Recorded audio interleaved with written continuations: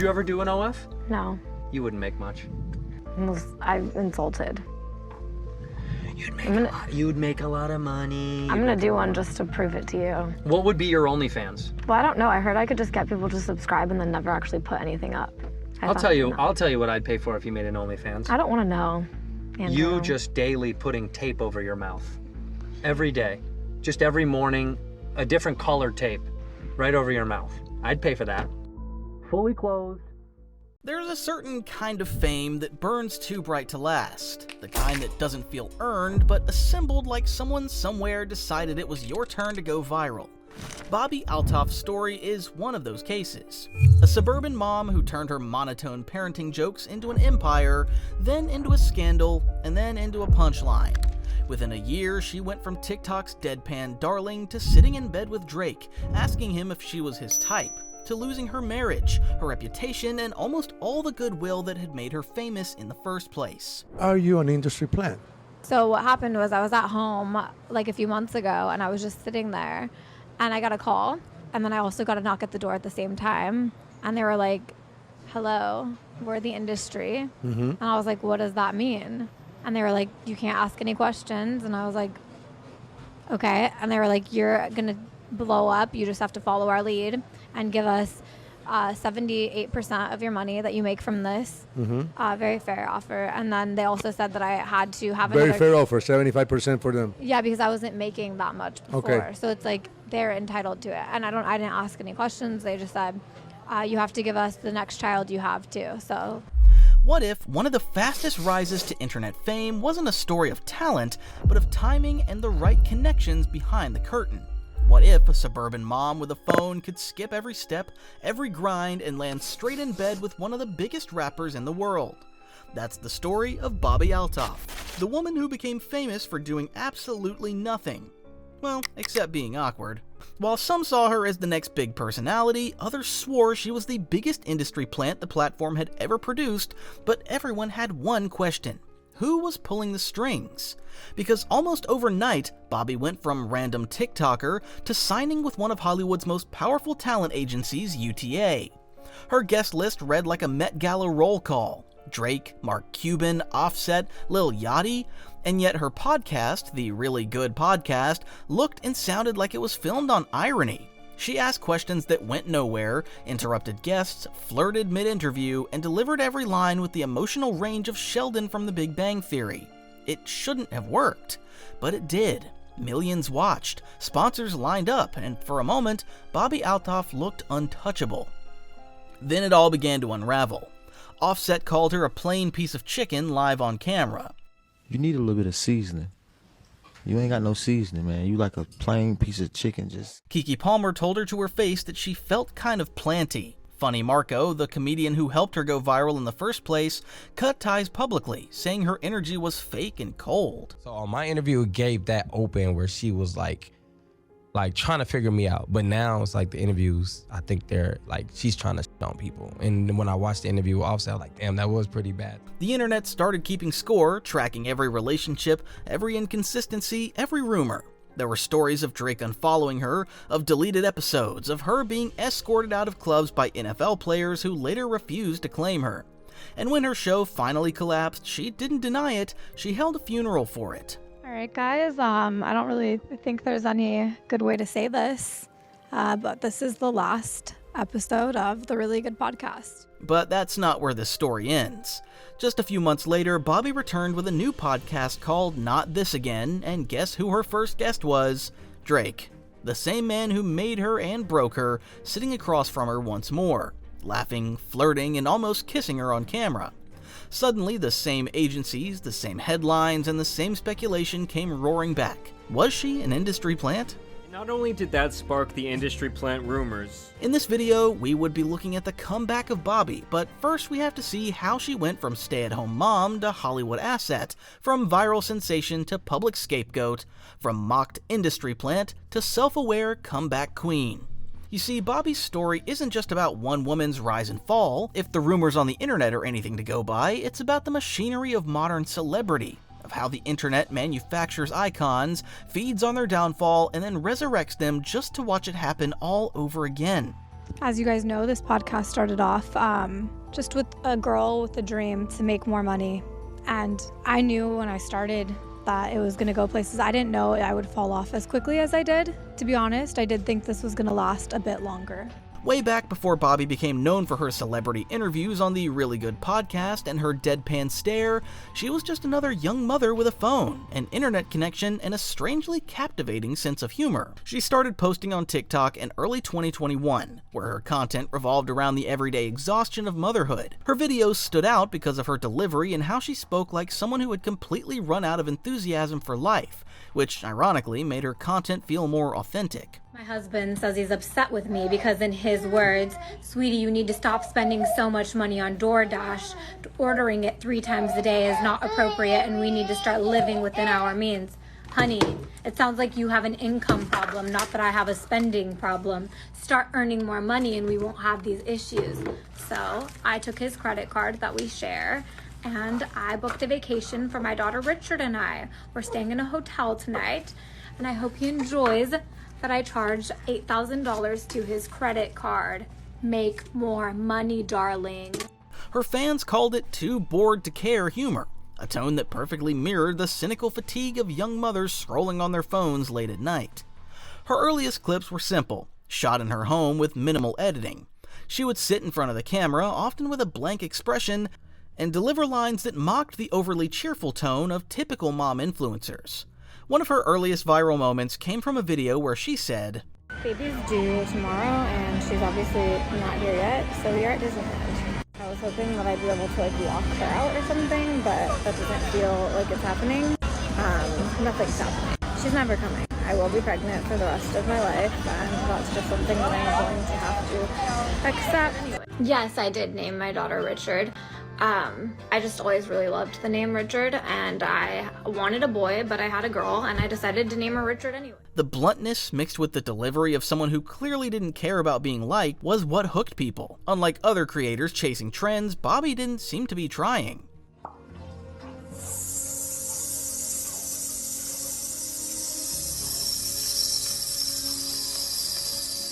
That was the joke, and the appeal.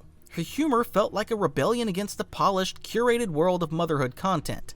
While others made parenting look aspirational, Bobbi made it look like a cosmic joke. Her audience grew rapidly, mostly women who saw her as an anti-influencer. Within a year, she had built an audience of over 3.6 million followers, all drawn to her minimal effort aesthetic and painfully honest tone. Behind the sarcasm, though, Bobbi was calculating. She treated TikTok less like a diary and more like a system to be mastered.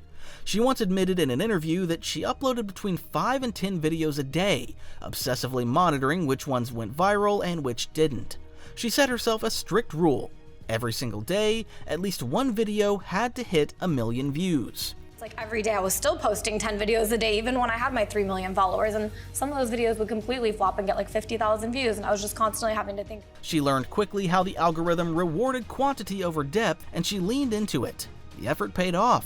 Within her first year, brand deals began to flood in, bringing her between $250,000 and $300,000 annually. I was making around like $250 to $300 a year. $1,000? Yeah. From brand deals on TikTok. Wow. And 250 is great and all, but it's hard to come up with content with just me every day. $250,000 a year. She was making more than most people with full-time careers, but she didn't see that as success.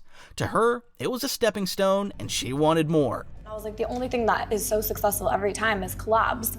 And then I saw this video of a girl talking about how much she made from her podcast, and I think I mentally decided that she made like at least $300 a year on her podcast alone, and I was like, that's what I need to do next. The comment would later haunt her because it revealed what drove her was not the art of content creation, not connection with an audience, but money. Even her followers could sense it. While many admired her wit, others began to notice the performative detachment behind her sarcasm. Her early videos might have looked casual, but everything from the tone to the pacing was engineered to appeal to the algorithm. She would repeat certain phrases or issues, keep her shots short, and post at consistent times. Her rise was strategic. After conquering TikTok, she was sure now that a podcast was the next logical step, so she took the step. But the problem was that she had no connections and no real format. So she came up with a simple but unusual strategy. She offered her followers $300 if they could get a celebrity to appear on her new show. It was less a casting call and more a bounty. She didn't pitch agents or managers, she outsourced the work to her fan base, turning her audience into unpaid recruiters motivated by the cash prize. The idea worked faster than anyone expected. A minivan, because I have 3 children. Oh my gosh. And I don't know anything about cars, so I honestly... Minivans are very expensive. They are. Yes. So you're rich. We're leasing it. Okay. That's embarrassing. Well, then it takes one to know one, because you said you were leasing yours, so... Okay. I'm really insecure about that, so please don't bring that up again. I apologize. Thank you. Do you have a fan army name? No. Okay. You would know that because you stalk me in your free time. Mm-hmm. You don't have to ask a question you know the answer to. Okay. Do you have anything else you want to talk about? I had questions to ask about. Did you write them down? No, I remember my stuff. Okay, congratulations. You've been doing this for a lot longer. You're much older than me. I'm 23. You're not 23. Through that offer, she landed her first notable guest, the comedian Funny Marco, who was already known for his dry and uncomfortable interview style. The two of them sitting across from each other was like watching a comedy experiment. Marco's chaotic, streetwise humor clashed perfectly with Bobbi's suburban blankness. She asked strange questions that didn't go anywhere. He responded with mock confusion or played along in silence. My dad did work on Snoop Dogg's house.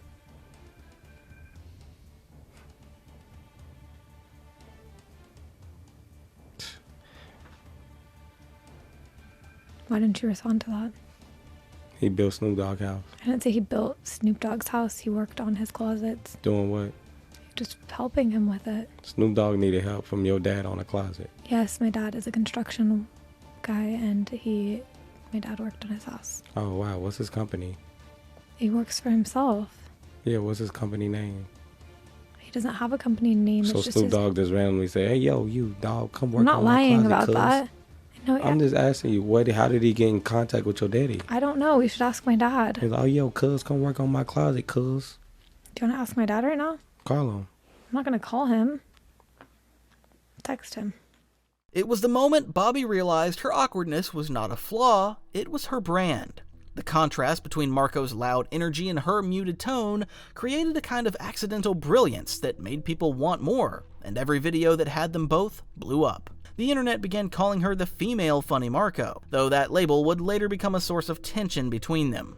For now, it was the spark that launched her podcast into the mainstream. She named it The Really Good Podcast, a title that sounded more like a joke than a statement. The show's entire identity was built around discomfort. There was no elaborate set design or flashy intro, just Bobbi sitting still, barely emoting, while guests tried to figure out if she was joking or genuinely uninterested. Her questions were simple, sometimes absurd. These small, quiet moments became viral clips on TikTok. People were fascinated by how she could make famous guests look nervous, confused, or slightly offended without ever raising her voice. Many called her hilariously uncomfortable. Bobbi didn't research her guests, she just showed up and improvised. What started as a small idea funded by a $300 bounty had now become one of the most talked about new podcasts on the internet. For Bobbi, it was proof that the same awkward energy that made her famous on TikTok could be turned into something much larger. But it was also the start of the public's confusion about her. Was she a comedic genius or just someone who stumbled into success? Either way, the formula was working, and her next guest would take her from viral curiosity to full-blown internet phenomenon. In July 2023, Bobbi's career took a turn that no one could have predicted. Out of nowhere, the biggest rapper in the world followed her on Instagram. Drake had liked one of her clips, a short moment from an earlier podcast episode that showed her sitting in silence as her guest stumbled through an awkward answer. For Drake to engage with it at all was already shocking, but what came next would change everything. And then Drake, you So saw then Drake's, my video with Marco went very Yes, viral. yeah. Like, correct. very viral. I didn't That's when expect I it. first started. That's Okay. when I became aware of you. Yeah, then Drake liked one of the videos I had uploaded, and he followed me. And I was like, okay, I'm gonna shoot my shot to Drake. I don't know how this... She later admitted she thought there was a 1% chance he would even reply, but to her disbelief, he said yes. No negotiation, no agent back and forth, just Drake agreeing to be interviewed by a suburban TikToker known for her weird silences. Within weeks, her small, low-budget podcast was preparing to host one of the biggest celebrities on the planet. The episode that followed would become one of the most surreal interviews in recent memory. It was filmed not in a studio, but in Drake's bed, a detail that instantly blurred the line between journalism and something much more personal. All right, you got that. All right, ask me a couple more Are you things. kicking me out?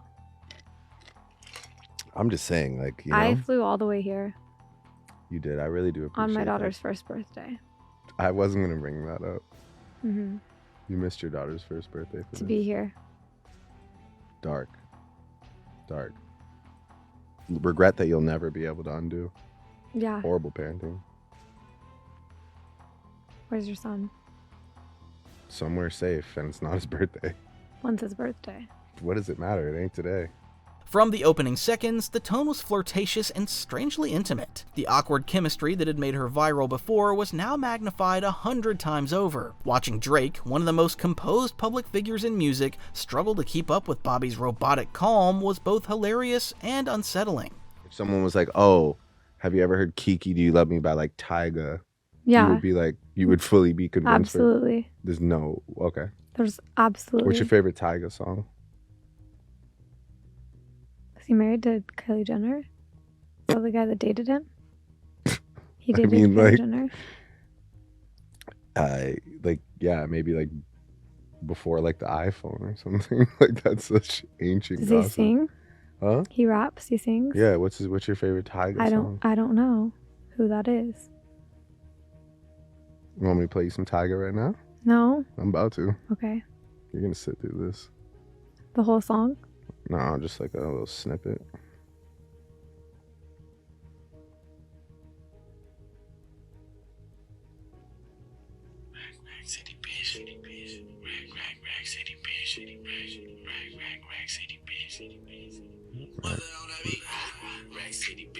Rack city bitch. 20s on the titties bitch.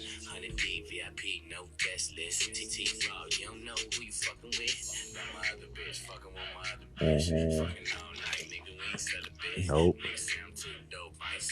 Yeah. Yeah.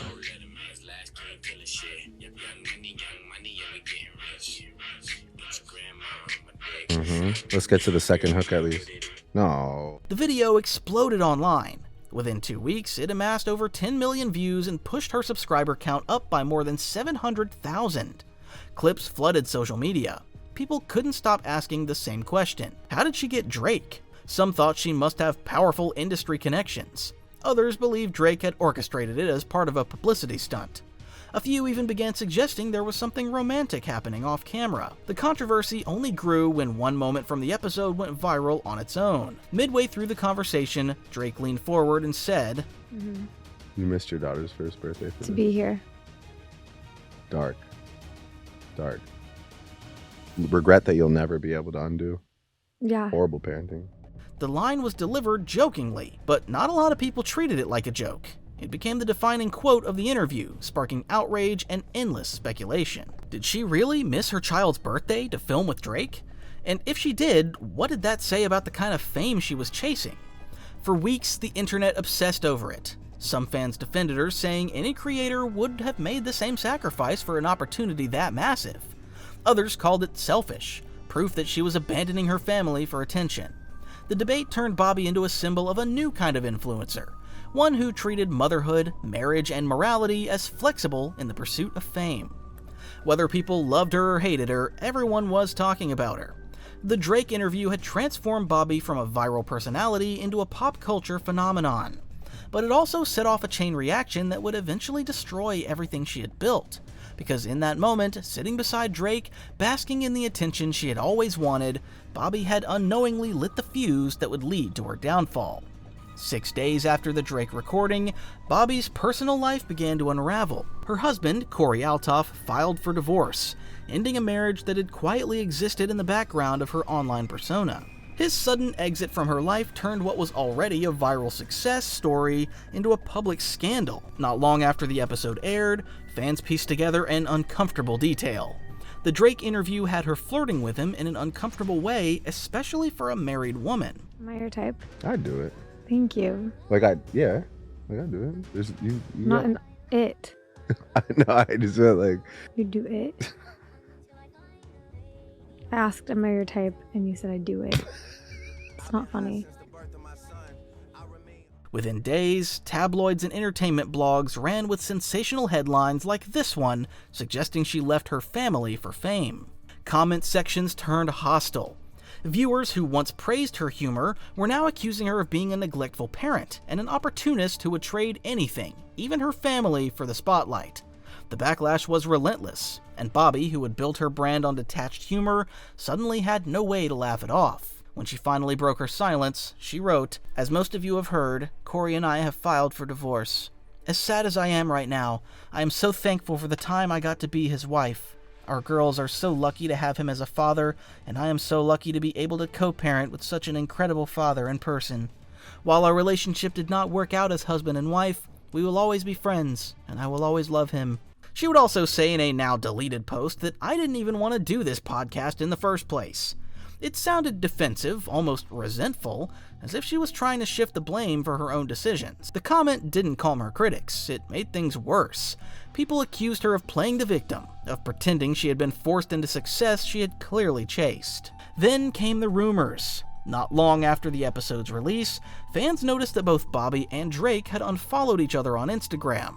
The timing was suspicious. Screenshots began circulating on Twitter and Reddit, with users speculating that their relationship had crossed into something personal during or after the shoot. Memes spread like wildfire, showing her lying beside him in bed with captions like "career goals" or "the fastest way to the top." Neither of them addressed the rumors directly, except in that same post where she showed her DMs with Dave Portnoy, and her clearly stating nothing of that nature existed between both of them. By the end of that summer, Bobbi's name had become a kind of shorthand for clout chasing gone too far. The woman who once seemed in control of her image was now a tabloid character, a punchline in her own story. Every trace of authenticity that made her famous on TikTok was being replaced by cynicism and scandal.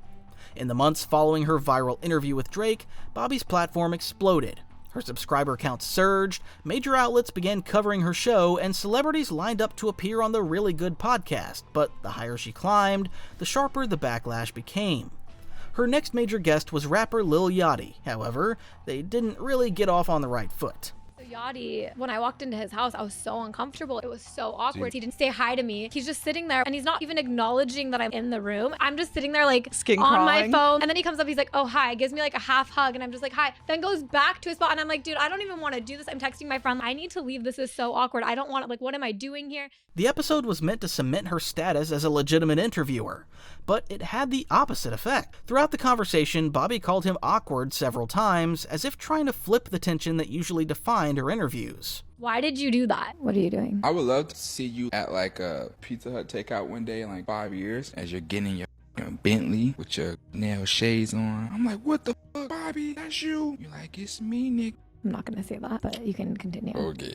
You're like, it's me, Nick. Please don't put words like that in my mouth. What? I'm not going to say that. Say what? What's up? You wouldn't say what's up? No. Oh, you wouldn't say it's me. You'd just be like, I wouldn't say that. oh, sure. Please don't do that to me. Do what? You know I wouldn't say that. I don't know. You wouldn't say that. We're just meeting. Okay, I wouldn't say that. I would like the record to state that I wouldn't say that.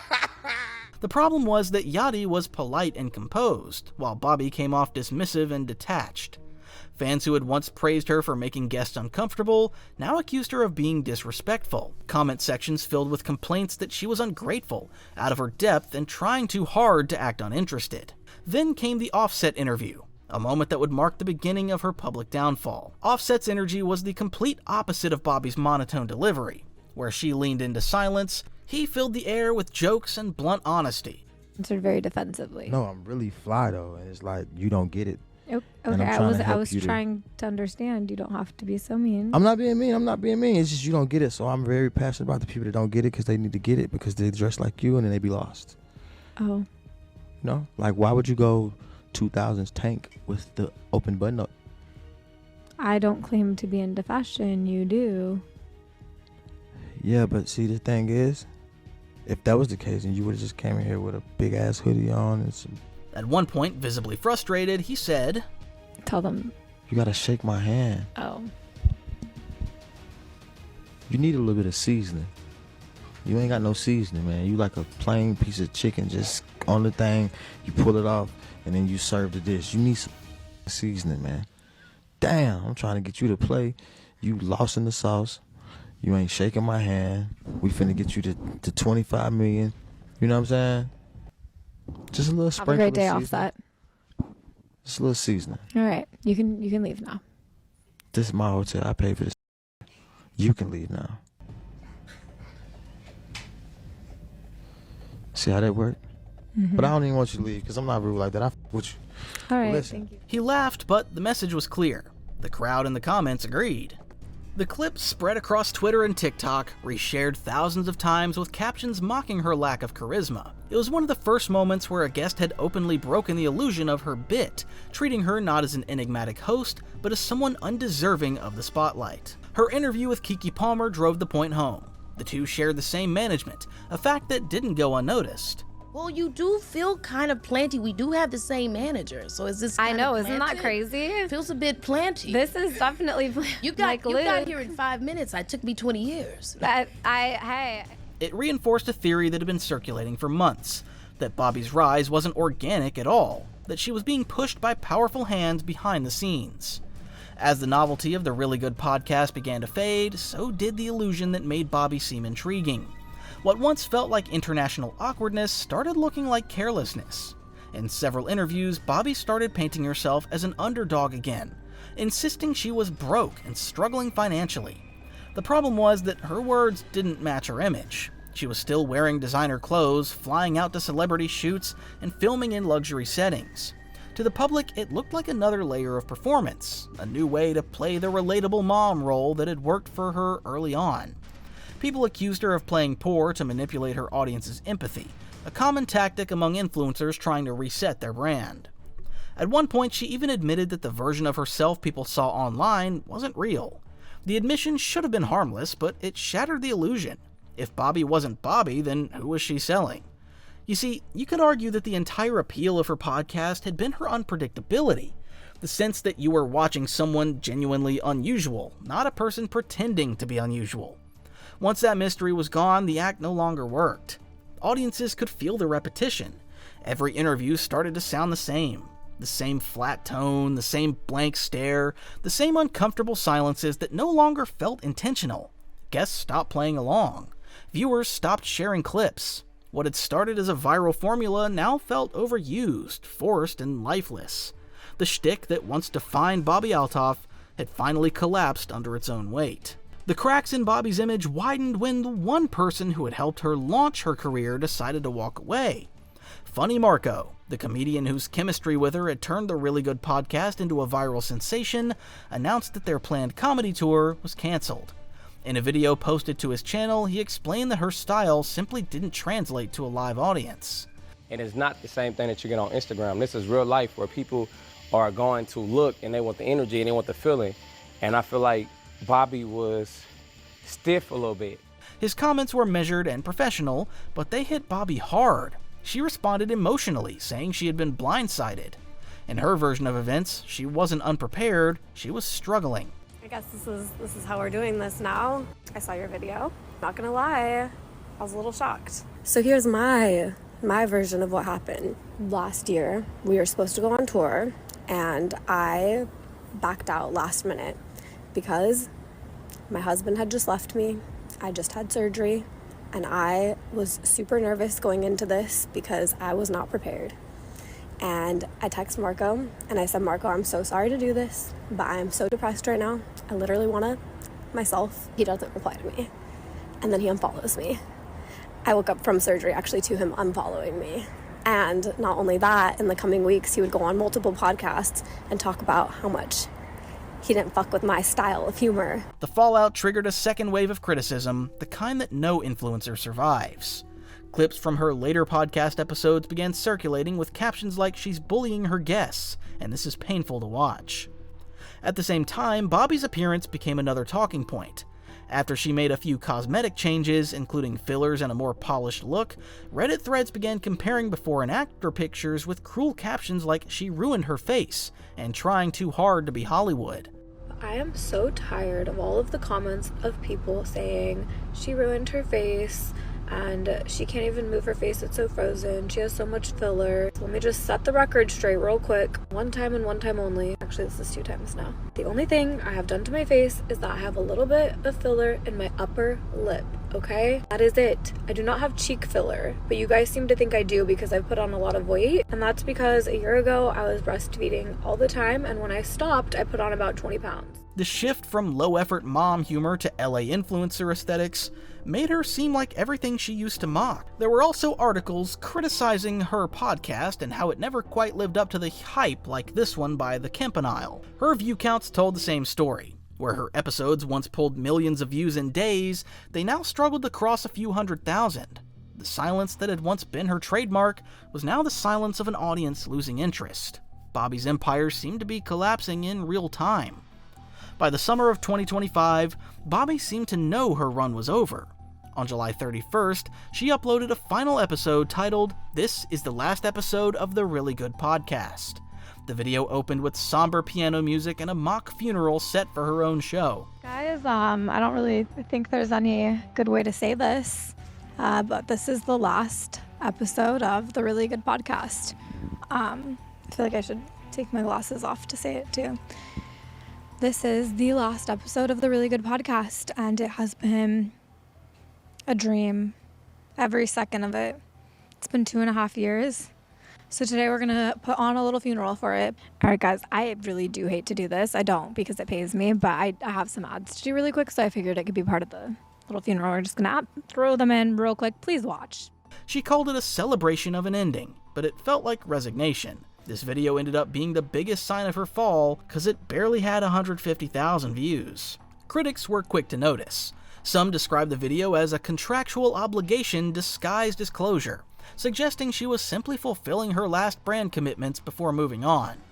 Others saw it as a desperate attempt to rebrand failure as self-awareness. Whatever her intent, the upload cemented what everyone already knew. Bobbi Althoff's era of dominance had ended. After the funeral, her post grew darker.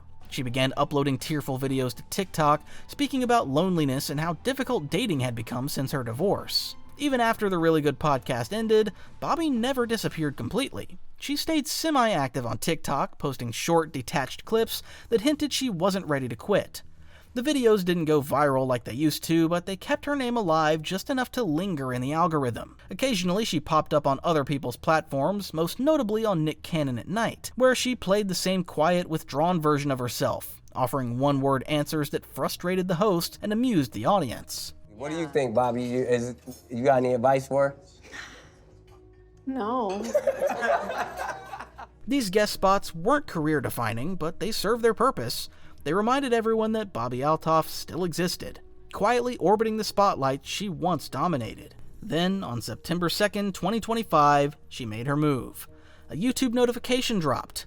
Not this again. Episode 1 with Drake. The title alone sent the internet into chaos. It had been over a year since her infamous interview with him, the same episode that supposedly ended her marriage, destroyed her reputation, and was mysteriously deleted without explanation. Yet, here they were again. The same pairing, the same minimalist set, the same unshakable chemistry that had made her a household name. Welcome to the first episode that no one asked for. Not This again. Wow, we did it. Wow. We didn't even... Drake's return felt like a sequel no one expected. In the opening moments, he joked that they had spent a week together, a throwaway comment that immediately reignited every rumor the two had ever faced. I am the biggest bump in your road, huh? We got in a little argument. Little tiff? Little back and forth. Mm-hmm. Via text message. I was being a little chippy. Within 20 minutes, I'm blocked on text, Instagram, everywhere in the interview has to be pulled Well, your down. message wasn't nice. And then that was the end of our friendship. Yeah. Why did you hate me? Can I get another rosé? The tone was softer this time, more conversational than awkward. Bobbi wasn't hiding behind deadpan humor anymore. She laughed more, spoke more freely, and seemed determined to show growth. But the line between authenticity and performance was still blurry. However, what set the tabloids most on fire were the suggestive images they took to promote the podcast. Behind the scenes, both Bobbi and Drake were also represented by the same agency, a detail that only fueled suspicions that this was less a spontaneous comeback and more a strategic rebranding. For Bobbi, it worked. The episode racked up over 2 million views in the first week, reviving her channel and returning her to trending status. For Drake, it was another headline that kept his name in circulation without controversy. Whatever the truth was, one thing was undeniable. The timing, tone, and optics of their reunion were too perfect to be a coincidence. Bobbi's return didn't just bring her career back from the dead, it reignited the very same theory that had defined her rise. The industry plant label was back, louder than ever, and this time it wasn't just about her, it was about who was really pulling the strings.